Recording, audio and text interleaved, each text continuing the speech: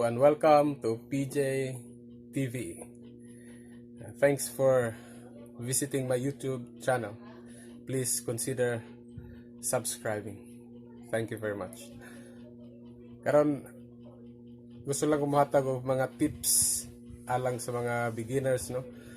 How to make sermon outlines. Daghan mga members sa church, mga dugay na nga Christian, pawalihon dili mo wali. Unya usas mga reason kay dili pod kay balo unsaon pag himo og wali. Importante kayo nga ang atong wali, no, mahanay nato daan. Kay kung dili hanay daan, pag wali nato, most likely dili pod siya kayo hanay. So dunay mga procedures o dunay mga outline ani mga kaigsunan unsaon nga inigwali nato. Spontaneous na siya. So kung magsuwat ka og wali, maghimo ka og wali, first and foremost dapat na ang prayer. Unya na ang leading sa Holy Spirit unsa nga topic, unsa nga passage sa Bible ang imong i-share.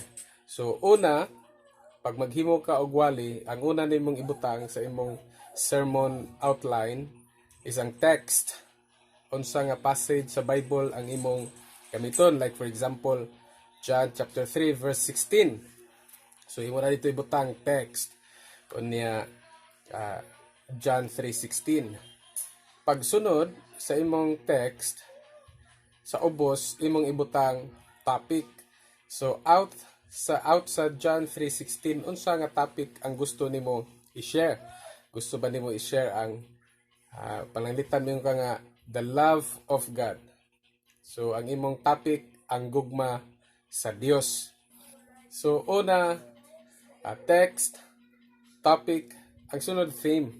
So ang imong theme is related sa imong topic. So ang topic is medyo shorter siya kaysa theme. So the love of God. Ang imong theme could be how to experience the love of God. So mo na imong tema. Kunya ang imong mga subpoints dayon mo to imong itakol. So sunod nimo pagsuwat text, topic, theme, ang sunod is ang imong objective.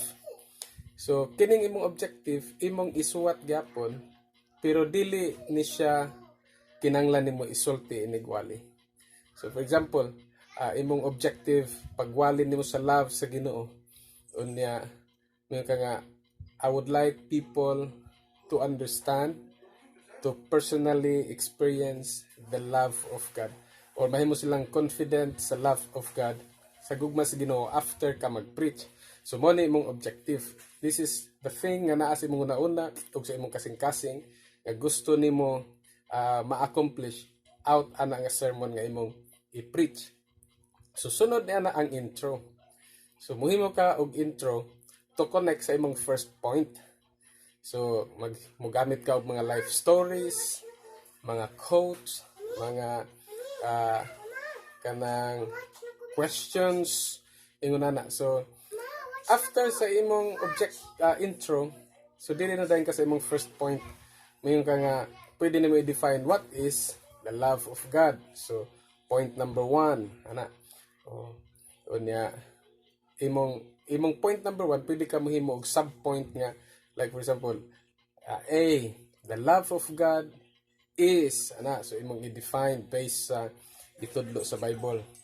The love of God is. Ang imong second point, maghimo na pod ka og second point.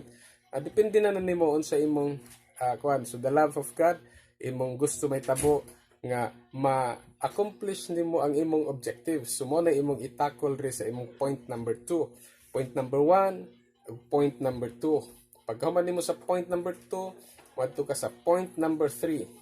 Unya the same, dapat interrelated ang imong topic, ang imong theme, point number 1, point number 2, point number 3. Unya kung mahimo dapat kuan ni siya progressive ni siya.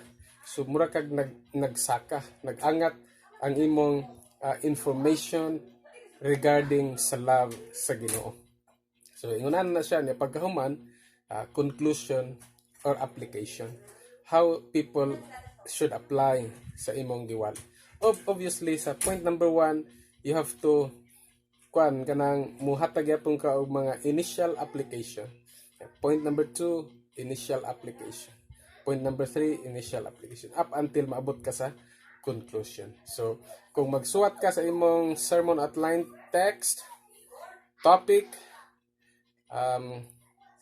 theme, objective, intro, kunya imong body of the sermon, point number 1, point number 2, point number 3, kunya conclusion dayon. By the way, dili kinanglan nga 3 points gyud.